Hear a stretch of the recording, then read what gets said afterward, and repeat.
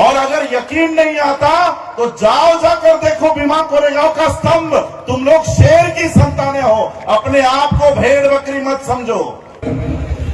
सम्यक संबुद्ध विश्व रत्न बोधिसत्व डॉक्टर बाबा साहब अम्बेडकर, महात्मा बसवेश्वर जी, इनके प्रतिमाओं को, इनके विचारों को मैं त्रिवार वंदन करता हूं। मंच पर उपस्थित वंदनीय भिक्षुगण, मंच पर उपस्थित सभी मान्यवर, इस कार्यक्रम के आयोजक मनोहर वैसे जी, मेरे साथ आए हुए बुद्धिस्ट सोसाइटी ऑफ इंडिया भारतीय बौद्ध महासभा के राष्ट्रीय कोषाध्यक्ष शशिकांत जाधव जी, महाराष्ट्र स्टेट प्रेसिडेंट अविनाश सोनावने जी, और यहां पर उपस्थित सभी मेरे भाइयों को, बहनों को और माताओं को राजरत्न अंबेडकर का जय भीम।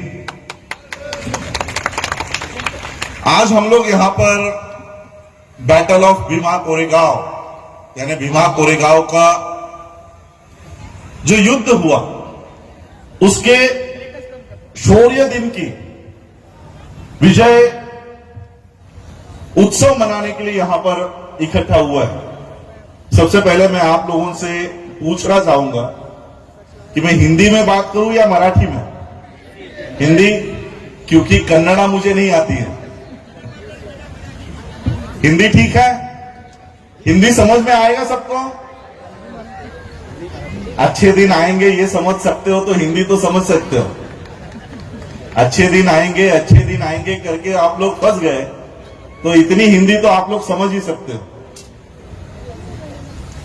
तो मैं हिंदी में बात करूंगा और सबसे पहले तो आयोजकों से और आप लोगों से जो मैसेजेस मुझे मिले हैं वो मैं आप लोगों को बताना चाहूंगा, ऑर्गेनाइजर्स को।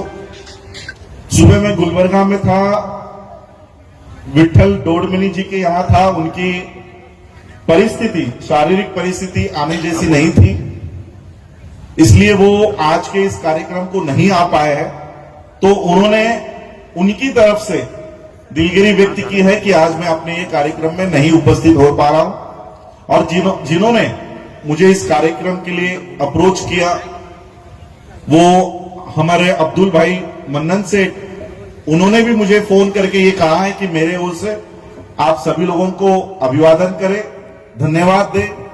वो भी आज किसी कार्यक्रम में फंसे हैं इसलिए वो भी आज नहीं आ पाए। तो इन दोनों के मैसेजेस मुझे देने थे तो मैंने आप लोगों को ये मैसेज दिए हैं कि वो अपने निजी कामों की वजह से और डोडमनी जी अपने शारीरिक परिस्थिति की वजह से नहीं आ पाए। आज का ये कार्यक्रम भीमा कोरेगांव के उस शौर्य दिन के लिए, उस शौर्य के उपलक्ष्य में रखा गया है। बहुत सारे लोगों को भीमा कोरेगांव का इतिहास ही पता नहीं है कि इतने सारे लोग, लाखों में लोग भीमा कोरेगांव क्यों जाते हैं, हमारा इतिहास क्या है। दरअसल ये स्तंभ भी खो गया था। ये स्तंभ जो आप लोगों ने देखा है यहां पर, ये स्तंभ लगाया हुआ है, ये स्तंभ भी खो गया था। हा स्तंभ कुठे आहे, या स्तंभाची पार्श्वभूमी काय आहे, या स्तंभाचा इतिहास काय आहे, हेही लोकांना माहिती नव्हतं। इस स्तंभ को ढूंढ निकाला डॉक्टर बाबा साहब अम्बेडकर जी ने, और बाबा साहब अम्बेडकर जी ने आप लोगों को कहा, बाबा साहब अम्बेडकर जी ने इस समाज को कहा, क्या कहा पता है मौलाना जी? मैं आपको बताना चाहूंगा, बाबा साहब ने इन लोगों को जाकर कहा, अरे तुम लोग भेड़ बकरी की संतानें नहीं हो, तुम लोग शेर की संतानें हो। और अगर यकीन नहीं आता तो जाओ जाकर देखो भीमा कोरेगांव का स्तंभ। तुम लोग शेर की संतानें हो, अपने आप को भेड़ बकरी मत समझो। बाबा साहब ने ये अपना इतिहास ढूंढ निकाला, लोगों को जाकर बताया कि वहां पर जाके नतमस्तक हुआ करो। बाबा साहब जाया करते थे कि ये हमारे पूर्वजों का इतिहास है। और ये इतिहास क्या है? देखिए, पेशवा कोई पहली बार नहीं हारा था। ये जो स्तंभ बनाया गया है, ये पेशवा हरा इसलिए नहीं बनाया गया, और पेशवा पहली बार नहीं हरा था, हल्दी घाटी के युद्ध में भी वो हार गए थे। तो ये स्तंभ बना क्यों? बाकी युद्ध में जब पेशवे हार गए थे तब कोई स्तंभ नहीं बनाया, भारत में कोई स्तंभ नहीं बनाया। लेकिन अंग्रेजों ने जब पेशवा ये लड़ाई हारे तब ये स्तंभ वहां पर बनाया। क्यों बनाया पता है? क्योंकि ये वो लड़ाई थी कि इसमें सिर्फ पेशवा नहीं हारे थे, हमेशा के लिए इस देश से, इस जग से पेशवाई खत्म कर दी गई थी। ये हमारे पूर्वजों ने हमेशा हमेशा के लिए पेशवाओं को खत्म कर दिया था। और ये लड़ाई क्या है? हाँ, पेशवा यानी ब्राह्मण्स, पेशवा यानी ब्राह्मण्स। बाबा साहब अंबेडकर हमेशा एक बात किया करते थे। बाबा साहब कहते थे, देखो आज मुझे वो कोट नहीं करना है, आज की परिस्थिति अलग है। बाबा साहब कहते थे वैसे तो सारा ब्राह्मण, सारे देश के ब्राह्मण ये षड्यंत्र करते हैं, लेकिन पूना के ब्राह्मण ज्यादा षड्यंत्र कराएंगे। ये पूना में ही, नगर जिले में ही आता है। वहां पर परिस्थिति ऐसी थी कि वहां के ब्राह्मणों ने, वहां के पेशवाओं ने अछूत माने जाने वाली जातियों को इतने निर्बंध डाल दिए गए थे, उनके ऊपर इतना अन्याय किया था, इतना अत्याचार किया था कि अछूत समझे जाने वाली जातियों को उन्होंने रास्तों के ऊपर चलने से भी निर्बंध डाले थे। आप लोग रास्ते पर नहीं चल सकते, अगर रास्तों पे चलना है तो पीठ पे झाड़ू भी नहीं, ये जो टहनियां होती है पेड़ की, वो कमर से बांध दिया करते थे। हम लोग अगर चले तो हमारे पैर के निशान भी ये जमीन पर नहीं पड़ने चाहिए। वो पीछे हमारे जो कमर पे लगी हुई जो टहनी है, वो जो झाड़ू है, वो झाड़ू उसको मिटाते मिटाते चलती थी। हमारी थूक भी जमीन पर ना पड़े, और ये जमीन पर पड़ी हुई थूक पेशवाओं को, ब्राह्मणों को अपवित्र ना कर दे, इसलिए उन्होंने गले में सबके मड़के हांडी बांध दी थी। सोचो, ये किसी जानवर के साथ नहीं हो रहा है, इसी देश के लोगों के साथ हो रहा है। एक ऐसा वर्ग जिनके गले में हांडी बांध दी गई, एक ऐसा वर्ग जिनके पीठ पे झाड़ू बांध दिया गया। अगर आज भी मैं घूमता हूं, बिहार में जाता हूं, उत्तर प्रदेश में जाता हूं, आज भी सवर्ण ठाकुर अगर कोई आता है तो निचले जाति समझने वाले लोग सीट पर, जैसे आप कुर्सियों पे बैठे ना, वो कुर्सी पे नहीं बैठ सकता। आज भी 2021 में भी ये प्रथा शुरू है, आज भी ये प्रथा शुरू। बिहार में जाके देखो, उत्तर प्रदेश के अंदर गांव में जाके देखो, ये प्रथाएं आपको दिखाई देंगी। उस समय ये प्रथाएं चल रही थी। और फिर अंग्रेजों की और पेशवाओं की ये बटालियन जो हुआ करती थी, उसमें ये युद्ध पुकारा गया। अंग्रेजों की ओर से कौन लड़ेगा, इसकी जांच शुरू हो गई कि कौन है वो जो लोग कि इन पेशवाओं को हरा सकते हैं। और अंग्रेजों ने जो बटालियन तैयार की, उसके हेड, उसके प्रमुख सिद्धनाथ और ये जो हमारे लोग थे, इन लोगों को प्रमुख बनाया। लेकिन फिर भी सिद्धनाथ और बाकी हमारे पूर्वजों के मन में एक सॉफ्ट कॉर्नर था। उनके मन में यह था कि ये पेशवा, ये ब्राह्मण भी हमारे ही लोग हैं, ये हमारे ही भाई बहन हैं, हम इनको नहीं मारना चाहते, हम इनके साथ युद्ध नहीं करना चाहते। अंग्रेज हमारे सगे नहीं है, हमारे सगे हमारे देश के लोग हैं। तो सिद्धनाथ और उनकी जो बटालियन के हेड थे ये पेशवा से जाके मिले और पेशवाओं को उन्होंने कहा कि हम आपके विरोध में युद्ध नहीं लड़ना चाहते,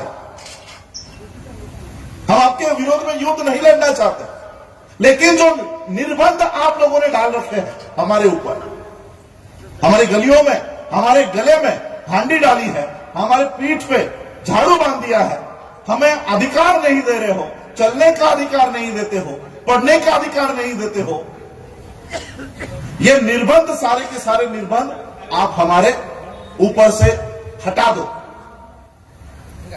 ये सारे निर्बंध हमारे हटा दो। पेशवाओं ने सिद्धनाथ को जवाब दिया कि सुई पता है ना आपको, कपड़े सीते हो आप लोग, उसकी एक सुई होती है, सुई धागे वाली, उस सुई के नोक पर बैठे इतने भी अधिकार हम आपको नहीं देंगे, इतने भी अधिकार नहीं देने वाले। जब सिद्धनाथ को यह जवाब मिला तब उन्होंने कहा ऐसी बात है, अब हम लड़ेंगे और अपने अधिकार छीन कर लेंगे। सोचो क्या जज्बा होगा। 500 लोग थे, कितने? 500। ना उनके हाथ में तलवारें थी, ना उनके हाथ में भाले थे, ना उनके हाथ में बंदूकें थी, ना उनके पास घोड़े थे, ना उनके पास हाथी थे। पैदल, पैर में जूते भी नहीं। भीमा नदी के पात्र में यह लड़ाई चली। 31 दिसंबर 1817 में यह युद्ध शुरू हुआ रात को। वैसे युद्ध चलता रहता था, रात के समय में यह बंद हुआ करता था। जब सिद्धनाथ ने यह घोषणा कर दी कि हम ये युद्ध लड़ने वाले हैं, 30,000 पेशवाओं की फौज थी। 30,000 पेशवाओं के पास तलवारें थी, भाले थे, बंदूकें थी, घोड़े थे, हाथी थे, उनके पास सारे साधन। 30,000। जब सिद्धनाथ ने घोषणा कर दी कि हम लड़ाई लड़ेंगे, 30,000 पेशवाओं में से 2,000 पेशवा डर गए। अरे ये लड़ने वाले हैं, हम इनके सामने नहीं लड़ सकते। 2,000 पेशवा भाग गए। अब कितने बचे? 28,000। लड़ाई कितनों में हुई? 500 महारों के बीच और 28,000 पेशवाओं के बीच। आप लोगों ने वो डायलॉग सुना है, तेरे जैसे 56 देखे करके? सुने कि तुझा सारखे 56 बघितले। इस डायलॉग का, इस स्टेटमेंट का उदम भी हमसे हुआ है। 28,000 पेशवा, 500 महार। एक महार ने कितने काटे हैं? 56। और यही से वो स्टेटमेंट प्रसिद्ध हुई कि तेरे जैसे 56 देखे। और ये युद्ध शुरू हुआ। एक तरफ 500 महारों के पास ना तो घोड़े थे, ना तो हाथी थे, ना कोई साधन थे। ठंड में 31 दिसंबर 1817 के रात के इस ठंड में ये युद्ध चल रहा था और सिर्फ एक ही भावना इन लोगों में थी, इन हमारे पूर्वजों में थी कि अगर ये युद्ध हम हार गए तो हमारे आने वाली नस्लें गुलाम रहेंगी और इसलिए किसी भी हालत में हमें इस गुलामी से आजाद होना है। ये पेशवा से नहीं लड़ रहे थे, हमारे हजारों सालों की गुलामी को नष्ट करने के लिए लड़ रहे थे। और जब ये युद्ध हुआ, ये हमारे पूर्वज, इन्होंने 28,000 पेशवाओं का खात्मा किया। पेशवाई वहां पर नष्ट हुई, पेशवाई हमेशा के लिए खत्म हो गई और इसी वजह से अंग्रेजों ने इन शूरवीरों के नाम से, इन शूरवीरों के याद में ये भीमा कोरेगांव का स्तंभ नगर जिले में, जिस भीमा नदी के पात्र में ये लड़ाई हुई, वहीं पर यह स्तंभ उन्होंने उनके याद में, शौर्य की याद में वहां पर खड़ा किया। लेकिन पेशवाओं ने क्या किया, मैं इसके आगे और तो आप लोगों को बताऊंगा, इतना तो आप लोगों को पता है।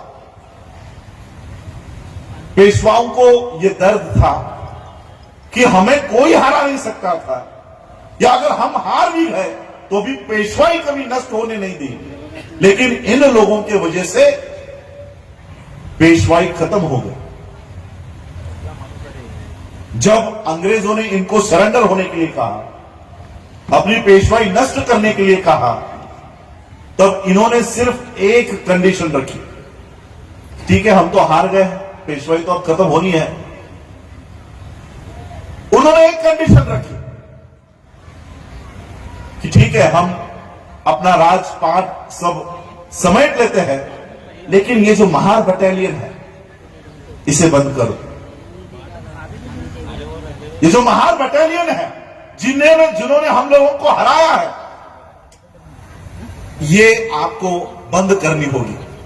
मैंने जैसे आपको कहा कि अंग्रेज कोई हमारे सगे तो थे नहीं। पेशवाओं की बात को मानकर अंग्रेजों ने, जिन लोगों ने उनको जीत हासिल करके दी, उसी बटालियन को अंग्रेजों ने बंद करवा दिया, उसी बटालियन को बंद करवा दिया। और उसमें मेरे परदादा जी थे, परदादा नहीं क्या कहोगे आप लोग, परदादा के पिताजी खापर, माझे खापर पंजोबा रामजी अंबेडकर। रामजी अंबेडकर की नौकरी चली गई, वो आप सभी लोगों को पता है। मेरे ख्याल से आपके यहां पर अभी सीरियल भी शुरू हो गई है, तो आप लोग देख रहे हो। उसी बटालियन में रामजी बाबा थे और उनकी नौकरी चली गई। वो अंतिम सांस तक अंग्रेजों से लड़ रहे थे, अंग्रेजों से लड़ रहे थे कि अरे हम आपके पक्ष से लड़े हैं, इतनी बड़ी जीत आपको हासिल करके दी है, आप हमारी ही बटालियन बंद कर रहे हो। रामजी बाबा ने बहुत संघर्ष किया उस बटालियन को शुरू करने के लिए, लेकिन उनके जीते जी वो बटालियन शुरू नहीं हुई, वो बटालियन शुरू नहीं हो पाई। और जब बाबा साहब बड़े हुए, बाबा साहब पढ़ाई लिखाई करके जब भारत में वापस आए, तब उन्होंने अपने पिता का अधूरा रहा हुआ सपना, उस महार बटालियन को फिर से शुरू करवा दिया, जो आज तक चल रही है, जो आज तक है। बाबा साहब ने इस महार बटालियन को अंग्रेजों को बताया कि अरे ये महार बटालियन इतना बड़ा पराक्रम उन्होंने किया है कि आप लोगों ने उनके याद में ये शौर्य स्तंभ वहां पर खड़ा किया और आपने उनको ही बंद करवा दिया। और फिर ब्रिटिशरों से ये बटालियन फिर शुरू हो गई। मिलिट्री में आज भी ये बटालियन काम करती है। अब इतना इतिहास सभी लोगों को पता है, इसके आगे भी कुछ बातें हैं जो बाबा साहब से संबंधित है, वो हमारे लोगों को आज तक नहीं पता। बाबा साहब वहां पर शौर्य स्तंभ को नमन करने जाते थे। क्यों? क्योंकि आप लोगों को पता चले कि हमारा इतिहास क्या है। इसलिए बाबा साहब ने आप लोगों को कहा कि जो लोग अपना इतिहास भूल जाते हैं वो कभी इतिहास बना नहीं पाएंगे। बाबा साहब ने आप लोगों को आपका इतिहास याद दिलाया। अरे कौन लोग हो तुम लोग, कौन हो तुम लोग, याद करो। ये सिर्फ स्तंभ नहीं है, ये सिर्फ स्तंभ नहीं है, ये सिर्फ पत्थर का कोई मॉन्यूमेंट नहीं है, ये आपकी विजय गाथा है, याद करो। बाबा साहब अंबेडकर जी ने एक स्पीच में, उनकी एक किताब है छोटी सी, उसमें मुझे भीमा कोरेगांव के बारे में बाबा साहब अंबेडकर जी के विचार तब पता चला। जब ये महार बटालियन बंद हो गई अंग्रेजों ने पेशवाओं का सुनकर इस महार बटालियन को जब बंद कर दिया गया, तब बाबा साहब के पास ये सभी लोग आते थे, मिलिट्री के लोग, कि आपके पिताजी इस युद्ध को लड़ रहे थे, इस फाइट को लड़ रहे थे कि ये बटालियन शुरू हो जाए, अब ये लड़ाई आप भी लड़ो। तब बाबा साहब का एक स्पीच है, वो स्पीच में आप लोगों को बताना चाहता हूं। सिर्फ 1818 को याद करके नहीं चलेगा, उसको 2021 में कैसे उतार सकते हैं, यह भी हम लोगों को जानना होगा। बाबा साहब उस समय कहते हैं कि जब हमको मिलिट्री में भर्ती किया जा रहा था, शिक्षा दी जा रही थी, उस समय अंग्रेजों ने भारत में आकर देखा, उनको लड़ने के लिए लोग चाहिए थे, और हम लोग 2500 सालों से गुलाम बने बैठे थे। शस्त्र धारण करने का अधिकार क्या आप लोगों को था? शस्त्र धारण करने का अधिकार था। अंग्रेजों ने शस्त्र धारण करने का अधिकार दिया, अंग्रेजों ने शिक्षा का अधिकार दिया। हमारे लोग पहली बार स्कूलों में जाने लग गए, पहली बार मिलिट्री की ट्रेनिंग लेने लग गए, हाथ में शस्त्र पकड़ने लग गए। बाबा साहब ने जब महार बटालियन बंद हुई, तब उन्होंने कहा, जब अंग्रेजों ने हम लोगों को इतने अधिकार दिए थे, शस्त्र धारण करने का अधिकार दिया था, पढ़ाई लिखाई करने का अधिकार दिया था, तब हमने अपनी व्यवस्था क्यों कायम नहीं की? उस समय हमने अपनी व्यवस्था क्यों नहीं बनाई? महार बटालियन बंद होने का दोष बाबा साहब ने किनको दिया? हम लोगों को। कि जब आप लोगों को अधिकार मिले थे, आप लोगों को अधिकार मिले थे ना, स्कूल में ले रहे थे, ब्रिटिशर्स स्कूल में ले रहे थे, ब्रिटिशर्स ट्रेनिंग के लिए ले रहे थे, लेकिन उस समय हमने हमारे लोगों को खड़ा करने का काम नहीं किया। ये बाबा साहब ने एक स्पीच में कहा। इसी बाबा साहब के स्पीच को आज थोड़ा सा ज्वाइन करके देखो। आज मुझे बताओ, इस देश में संविधान मजबूत हो रहा है कि कमजोर हो रहा है? मुझे बताओ, संविधान इस देश से हटने की तैयारी पे है या संविधान मजबूत होते जा रहा है? बताओ मुझे, संविधान हट रहा है? हट रहा? एक एक आर्टिकल कम हो रहा है, रिजर्वेशन खत्म हो रहा है, एजुकेशन खत्म हो रहा है। इन 2 साल के बाद संविधान होगा कि भी नहीं, यह आज हम लोगों के सामने प्रश्न चिन्ह है। अब यही सवाल मैं आप लोगों को पूछता हूं, संविधान लागू होकर कितने साल हुए हैं? 70 साल के ऊपर हो चुका है। 1950 में लागू हुआ, आज 2021 है। 70 सालों में आप लोगों को पढ़ाई लिखाई करने का अधिकार मिला? 70 सालों में आप लोगों को नौकरी का अधिकार मिला? 70 सालों में आपको व्यवसाय करने का अधिकार मिला? आप लोग पैसे इकट्ठा करने लग गए? मैं आपको थोड़ा सा समझाता हूं, बहुत लोगों को समझ में नहीं आता होगा कि संविधान से हमको क्या मिला है। जब तक कंपैरेटिव एनालिसिस नहीं होगा ना, तब तक आपको समझ में नहीं आएगा कि संविधान से हमको मिला क्या है। इसलिए आप लोग संविधान को बचाने के लिए आगे नहीं आ रहे हो, क्योंकि आपको पता ही नहीं है कि संविधान क्या है। ये लड़ाई बाबा साहब ने लड़ी। इस देश के संविधान को बनाने के लिए बाबा साहब ने जो संघर्ष किया, वो आज हम भूल गए। इसलिए हम संविधान, जब रोज संविधान का पन्ना फट रहा है, हम घर में व्यस्त हैं, टीवी देख रहे हैं। मैं आपको बताना चाहता हूं, मनुस्मृति, संविधान लागू होने से पहले क्या था? मनुस्मृति।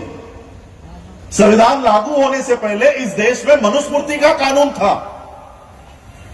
अब मनुस्मृति का कानून और संविधान इन दोनों में क्या फर्क है मैं आपको एक छोटी सी कहानी बताकर बाबा साहब के साथ जो हुआ वो बताकर समझाना चाहूंगा।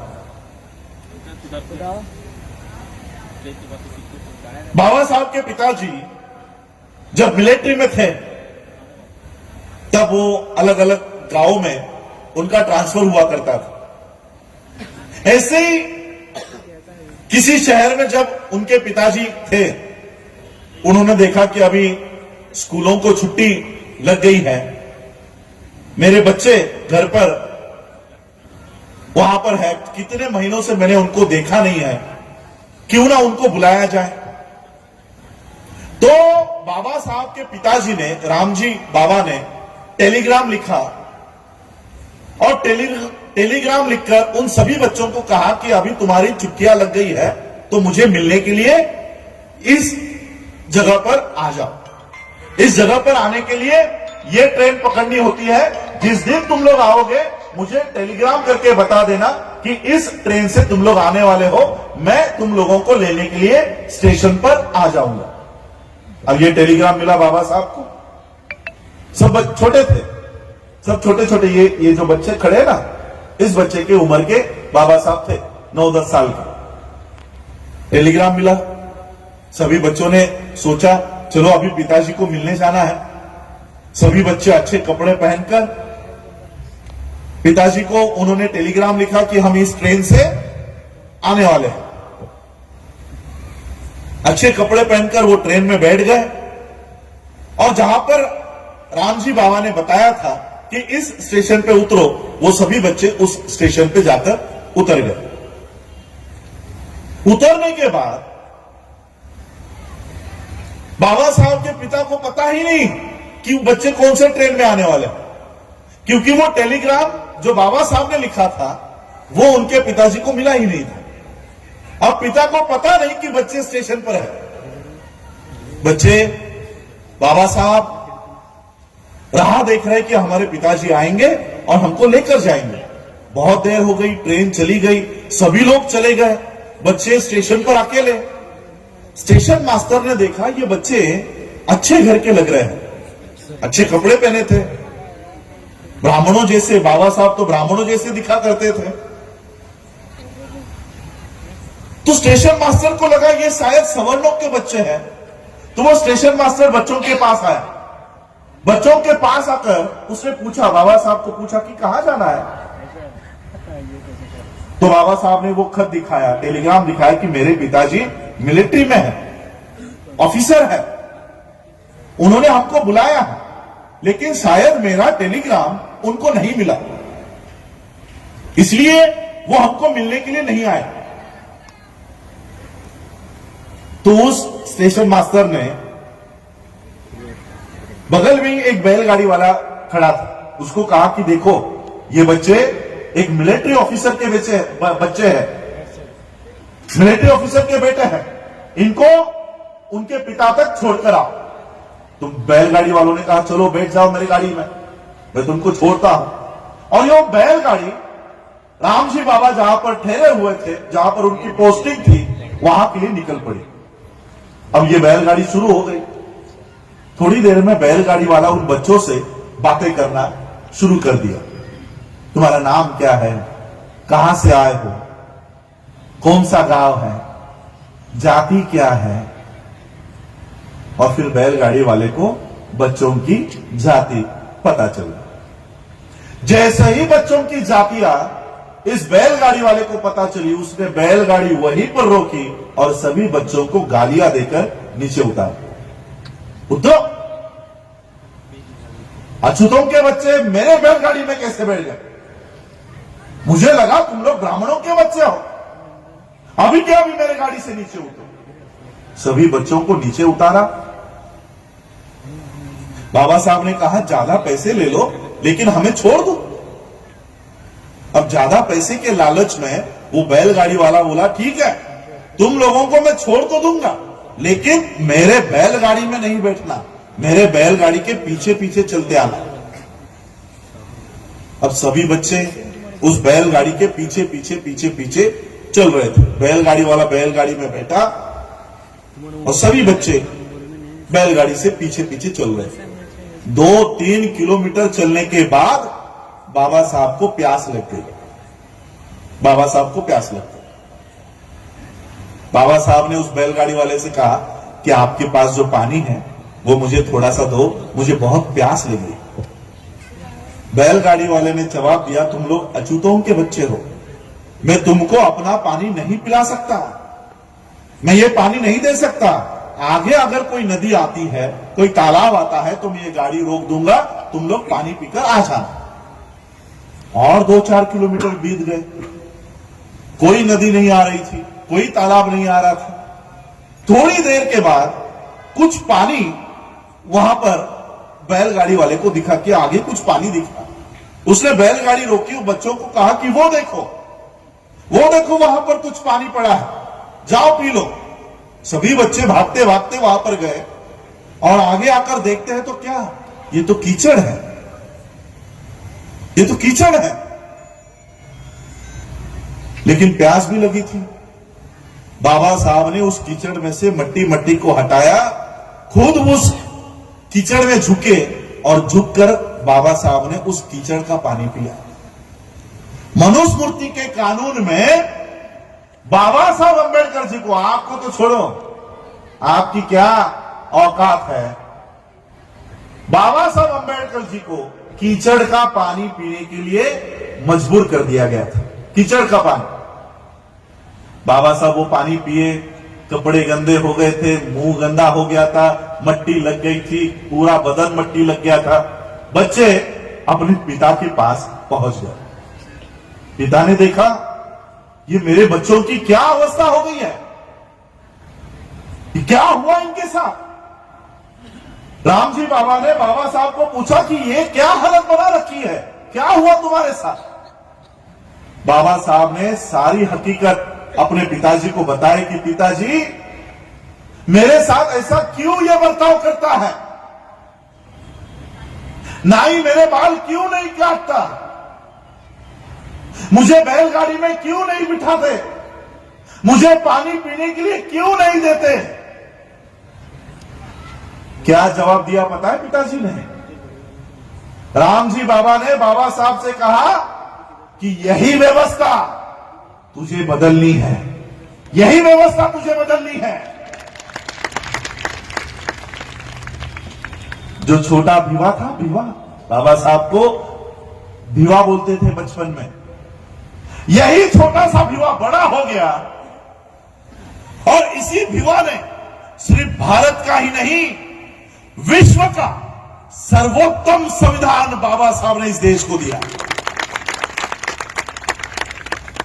सर्वोत्तम, सबसे बढ़िया संविधान बाबा साहब ने इस देश को दिया। जिस मनुस्मृति के कानून में बाबा साहब को कीचड़ का पानी पीने के लिए मजबूर कर दिया गया था, बाबा साहब ने ऐसा संविधान बना दिया कि आज हम लोग बिस्लरी का पानी पीते हैं। समझ में आ रहा है क्या है संविधान? नहीं समझा? जिस मनुस्मृति के कानून में बाबा साहब अंबेडकर जी को बैलगाड़ी में बैठने के लिए नहीं दिया गया था, जो बैलगाड़ी वाला बाबा साहब को बैलगाड़ी में नहीं बिठाया करता था, उन्हीं बाबा साहब अंबेडकर जी ने ऐसा संविधान बना दिया कि आज हम लोग हवाई जहाज उड़ाते हैं। हवाई जहाज, लंदन, अमेरिका, कनाडा, यह है संविधान। और जो बाबा साहब ने महार बटालियन बंद होने पर कहा था, वही मैं आप लोगों को कहना चाहता हूं। महार बटालियन बंद होने पर बाबा साहब ने कहा कि आप लोगों को जब यह अधिकार मिल गया था, पढ़ाई लिखाई करने का अधिकार मिल गया था, नौकरी करने का अधिकार मिल गया था, तब आपने अपनी व्यवस्था क्यों नहीं बनाई? खुद के स्कूल क्यों नहीं बनाए? खुद की नौकरियां क्यों नहीं बनाई? खुद के व्यवसाय क्यों नहीं खड़े किए? यही सवाल मैं आपको आज पूछता हूं। बाबा साहब ने हमको संविधान दिया, संविधान में नौकरियां दी, संविधान में शिक्षा दी, संविधान में घर दिया, संविधान में गाड़ी दी, संविधान ने बंगले दिए। संविधान का राज इस देश में है, तब तक हमने अपनी व्यवस्था। स्कूलों में आप लोग रिजर्वेशन लेते हो, रिजर्वेशन खत्म, स्कूल खत्म। बाबा साहब की जयंती आती है हर साल बाबा साहब की जयंती आती है। ये पिछली जयंती हम लोग मना पाए नहीं, घर में थे। एक हफ्ते में 14 अप्रैल 2020 के एक हफ्ते बाद ऑनलाइन एक न्यूज पढ़ी मैंने। ऑनलाइन न्यूज क्या थी पता? डॉक्टर बाबा साहब अंबेडकर जी की जयंती नहीं होने की वजह से, बाबा साहब अंबेडकर जी की जयंती नहीं मनाई गई, इस वजह से भारत के अर्थ को, भारत के इकोनॉमिक को 1500 करोड़ का, 1200 करोड़ का फटका बैठा है। कितना? 1200 करोड़। आप लोग बाबा साहब की जयंती के लिए कितना रुपया खर्च करते हो एक साल में? 1200 करोड़। ये कौन सा आंकड़ा है पता है? सिर्फ शहरों का आंकड़ा है। ये आपके गांव में, गलियों में जो छोटी छोटी जयंतियां होती है उसका आंकड़ा नहीं है। जयंती के लिए हम लोग पेंट करते हैं, घर को पेंट करते हैं, नई गाड़ी लेते हैं, नए कपड़े लेते हैं, मिठाई लेते हैं, लाइटिंग लगाते हैं, फटाके लगाते हैं, ऑर्केस्ट्रा मंगाते हैं, स्टेज लगाते हैं, प्रोग्राम करते हैं ना। इतना सारा खर्चा होता है। टोटल खर्चा एक जयंती का कितना है पता है? 2200 करोड़ रुपए का खर्चा है सिर्फ भारत का। 2200 करोड़ की एक जयंती हम एक साल में मनाते हैं। जो लोग इतना खर्चा करते हैं उनकी एक स्कूल नहीं है, उनकी एक स्कूल नहीं है। स्कूल के लिए हमको कहां जाना पड़ता है? गुरु ब्रह्मा, गुरु विष्णु, गुरु देवो महेश्वरा, इनके दरवाजे में जाना पड़ता है। हमारी स्कूल नहीं। हम आज तक सरकारी नौकरियों के ऊपर निर्भर है कि यहां पर पोस्टिंग निकली तो अर्जी कर दूंगा, यहां पर पोस्टिंग निकली तो अर्जी कर दूंगा। हमारी इंडस्ट्रीज नहीं, और हो नहीं सकती। ऐसा नहीं है। कितना रुपया देते हो आप लोग भारत को एक दिन में? 1200 करोड़ सरकार के आंकड़ों के अनुसार। जो लोग सरकार को एक दिन में 1200 करोड़ रुपए देते हैं, उनकी 10 करोड़ की एक यूनिवर्सिटी नहीं। और ये आप लोग हो, ऐसे भी नहीं कि अडानी अंबानी पैसे दे रहा है, ये आप लोगों के जेब से जा रहा है। इसलिए बाबा साहब ने उस समय कहा कि जब महार बटालियन चल रही थी तब खुद की व्यवस्था क्यों खड़ी नहीं की? यही सवाल मैं आपको पूछता हूं कि आज जब संविधान इस देश में है तब हम अपनी खुद की व्यवस्था क्यों खड़ी नहीं करते? क्यों हमको बार बार किसी और के दरवाजे पर जाने की नौबत आती है? स्कूल के लिए, नौकरी के लिए, व्यवसाय के लिए, अस्पताल के लिए। क्या है आपका खुद का कोई अस्पताल इस बसव कल्याण में? कोविड के सिचुएशन में हमारे कितने सारे कार्यकर्ता बेड नहीं मिला इसलिए मर गए। है हमारा खुद का अस्पताल? है खुद का अस्पताल हमारे पास? हमारे बच्चों को स्कूलों में अभी दाखिला देना बंद हो जाएगा। रायन इंटरनेशनल, कैम्ब्रिज, ऑक्सफोर्ड, ऐसे लोगों को अभी मान्यता मिलने वाली है। जिन स्कूलों में आपके बच्चे पढ़ रहे हैं वो सारे जमीनें ये उद्योगपतियों को देने का काम इस देश का प्रधानमंत्री कर रहा है। इस देश में फिर से हम लोगों को उसी मनुस्मृति के कानून में डालने का काम चल रहा है जिससे बाबा साहब ने हमको बाहर निकाला है, जिससे बाबा साहब ने हम लोगों को बाहर निकाला, फिर से उसी में डालने का काम चल रहा है। फिर से अभी देखो, पेट्रोल इतना महंगा हो गया, 100 रुपया लीटर हो गया। बैठ पाओगे गाड़ियों में? आ गए कि नहीं बैलगाड़ी में? वो भी नहीं है आपके पास। फिर से मनुस्मृति को इस देश में जीवित करने का काम चल रहा है। इस बार 26 जनवरी को मैं दिल्ली में था। दिल्ली में था किसानों के आंदोलन के लिए, नहीं चाहिए। उस समय राजपथ पर झांकियां निकलती है। पहली बार इस देश में, पहली बार मौलाना जी मैं आपको बताना चाहूंगा कि पहली बार मनु की झांकी निकली। मनु, जिसने मनुस्मृति लिखी, जिसने कहा कि ये सारे लोग, इनको पढ़ाई लिखाई करने का अधिकार नहीं है, अगर कोई पढ़ाई के शब्द सुन लेता है तो कान में शीशा पिघला के डाला जाए, ऐसे व्यक्ति की झांकी देश का प्रधानमंत्री निकालता है। जिसने ये लिख के रखा है कि ये लोग अगर पढ़ाई लिखाई बोलते भी है तो इनकी जबान काट दी जाए, ऐसे आदमी की झांकी राजपथ पर निकल रही है। 2 साल में किस दिशा में आप लोग जा रहे हो, ये आप लोगों को समझना होगा। और हम लोग क्या बोल रहे हैं, वो सीए का कानून तो मुसलमानों के लिए, हमारा कुछ नहीं है। वो किसान का बिल तो किसानों के लिए, हमारा कुछ नहीं है। ये इस तरह से आप लोगों को विभाजित कर रहे हैं, आप लोगों को विभाजित कर रहे हैं। सीए का कानून आ जाए तो सिर्फ मुसलमान को आगे आना है, किसान बिल बने तो सिर्फ किसान को आगे आना है। कल आपके लिए कौन आएगा? और इसलिए मैं आज आप लोगों को यह बताना चाहता हूं, उस समय भी ये 500 बैटल ऑफ भीमा कोरेगांव है ना, इसमें 500 के 500 महार नहीं थे, इसमें मराठा थे, इसमें मुसलमान थे। यानी पेशवाओं को खत्म करने का काम इस देश के लोगों ने किया है। ज्यादा संख्या में महार कम्युनिटी के लोग थे, लेकिन मुसलमान भी उसमें थे, उसमें मराठा भी उसमें शामिल थे। और इसलिए आज फिर से यही पेशवा सर ऊपर निकाल रहा है, यही पेशवा सर ऊपर निकाल रहा है। देखिए, शाहीन बाग का आंदोलन में शाहीन बाग में भी शामिल था।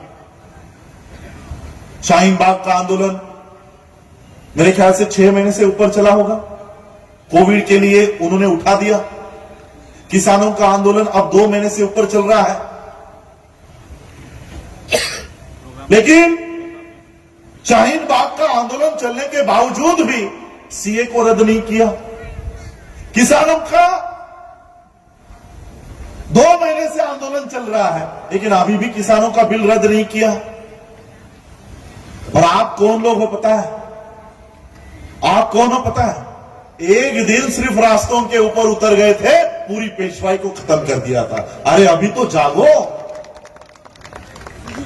एक दिन में पेशवाई को खत्म कर दिया गया था। इतनी ताकत है आप लोगों में, इतनी ताकत है, लेकिन ये ताकत हम लोग वेस्ट कर रहे हैं। आज देखो, चीफ जस्टिस ऑफ इंडिया क्या कहता है पता है? ये कोर्ट के चक्कर में मत पड़ो, कोर्ट में न्याय नहीं मिलेगा।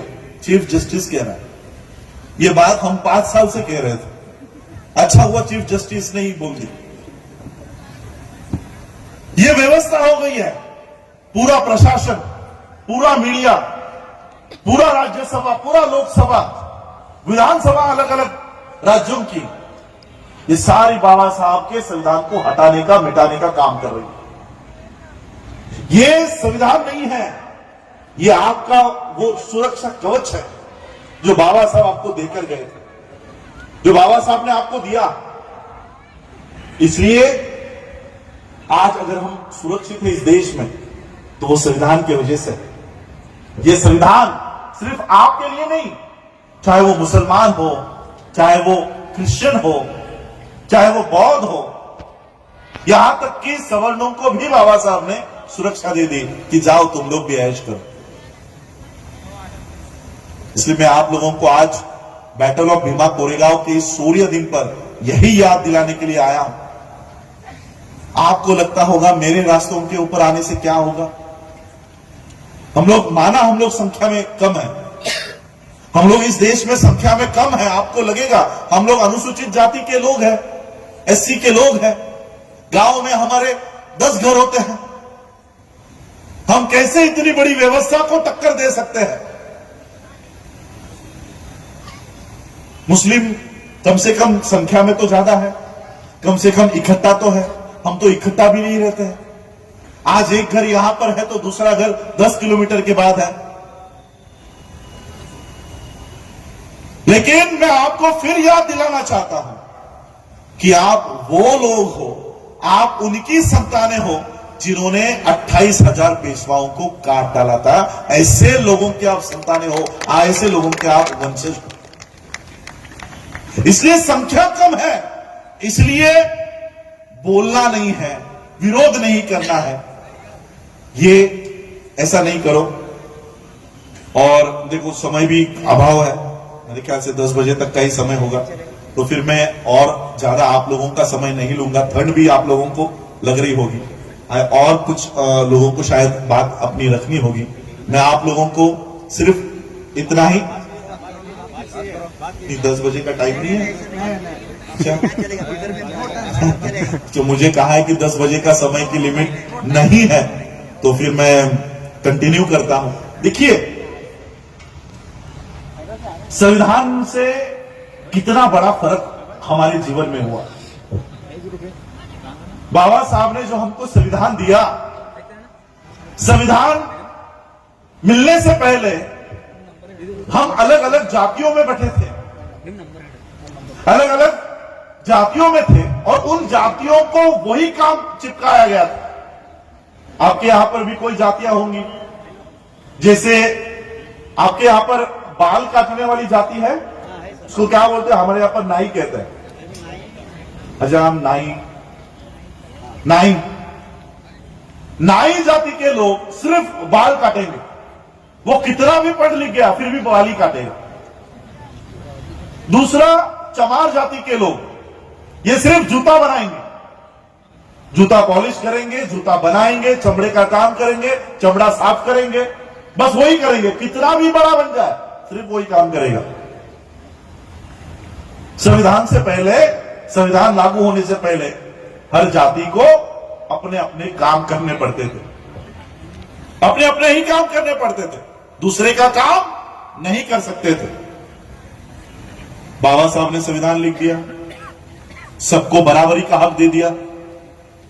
संविधान से पहले, यहां पर महिलाएं बहुत बैठी है इसलिए मैं आप लोगों को बताना चाहूंगा,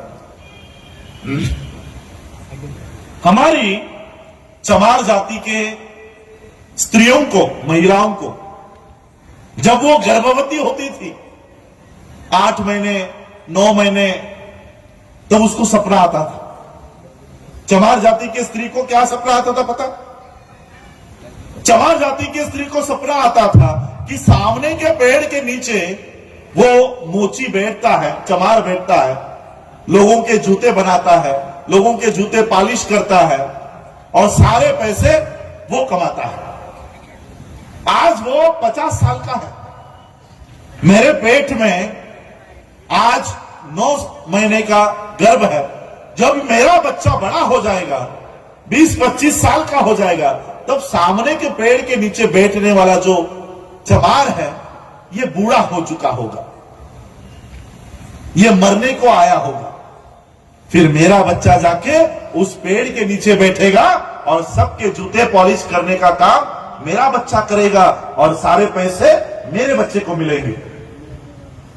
ऐसे सपने आते थे चमार जाति के महिलाओं को। नाई जाति के महिलाओं को 9 महीने की गर्भ धारण किए महिला को सपना आता था कि सामने के पेड़ के नीचे वो नाई बैठता है, लोगों के बाल काटने का काम करता है। आज वो 50 साल का है, मेरा बच्चा जब 25 साल का हो जाएगा तब मेरा बच्चा जाकर उस पेड़ के नीचे बैठेगा और सबके बाल काटने का काम मेरा बच्चा करेगा और सारे पैसे मुझे मिलेंगे। अब बाबा साहब ने संविधान दे दिया, बराबरी का हक दे दिया, शिक्षा का अधिकार दे दिया। आज हमारे महिलाओं को, चाहे वो चमार जाति की हो, नाई जाति की हो, माली जाति की हो, किसी भी जाति की हो, आज क्या सपना आता है पता है हमारी महिला को? आज मेरे पेट में 9 गर्भ का बच्चा है। सुप्रीम कोर्ट का जज आज 50 साल का हो गया। मेरा बच्चा जब 25 साल का हो जाएगा तब ये सुप्रीम कोर्ट का जज रिटायर होने को आया होगा, और जैसे ही वो रिटायर होगा मेरा बच्चा जाकर उस सुप्रीम कोर्ट के कुर्सी के ऊपर जाकर बैठेगा। और ये हुआ है। आज हमारे गवई साहब सुप्रीम कोर्ट के चेयर में बैठे हैं, ये भी बाबा साहब की बदौलत है, बाबा साहब के संविधान की बदौलत है। उस समय ये भीमा कोरेगांव का स्तंभ हमारे शौर्य की निशानी, आज भी हमारे शौर्य की निशानी है।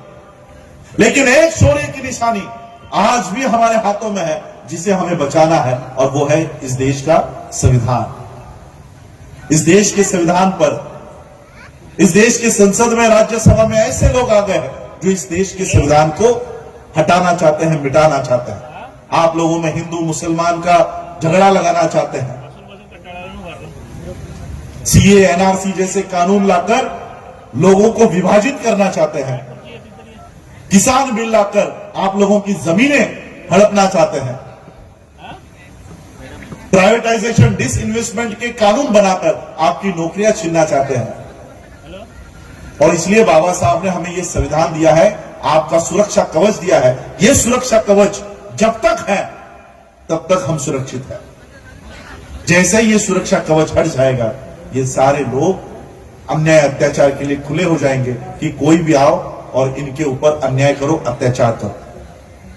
मैं फिर से आपको जाते जाते यही बात कहूंगा, बाबा साहब ने आप लोगों को उस समय याद दिलाया था, आपके पूर्वजों को याद दिलाया था, अरे अपने आप को भेड़ और बकरी मत समझो, आप लोग शेर की संतानें हो, सिंह के छावे हो। और यही मैं आज आप लोगों को याद दिलाकर अपनी बात को, अपनी वाणी को यही विराम दूंगा। आज बैटल ऑफ भीमा कोरेगांव के विजय स्तंभ के विजय दिवस पर, शौर्य दिन के विजय दिवस पर हम लोग यहाँ पर इकट्ठा हुए।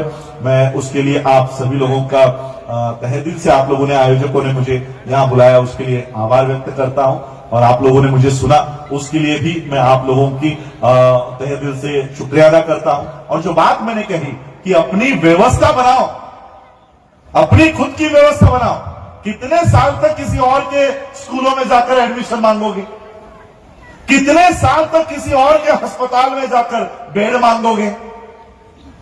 अपनी व्यवस्था बनाओ, और इस व्यवस्था बनाने का काम मैं खुद कर रहा हूं। अपनी यूनिवर्सिटी का पूरा नियोजन हमने किया है। 1 साल में हम अपनी यूनिवर्सिटी बना रहे हैं। हमारे खुद के स्कूल होंगे, खुद के कॉलेज होंगे। हमारे बच्चे गुरु ब्रह्मा और गुरु विष्णु के चरणों में नहीं जाएंगे, बुद्ध बसवन्ना और बुद्धा के और बाबा साहब के चरणों में जाएंगे, उनके इतिहास को पढ़ेंगे। हमारे खुद के अस्पताल होंगे, हमारी खुद की बैंक होगी। इसके ऊपर हम काम कर रहे हैं, और इसके लिए मैं आप लोगों को कहना चाहूंगा, जिस संविधान के माध्यम से बाबा साहब ने आपको नौकरियां दी है, आपको बंगले दिए हैं, आपकी गाड़ियां दी है, उसमें से आपका हिस्सा बाबा साहब ने जो व्यवस्था बनाई है, उस व्यवस्था को निर्माण करने के लिए आपको लगाना होगा। इतना ही कहता हूं और रुकता हूं।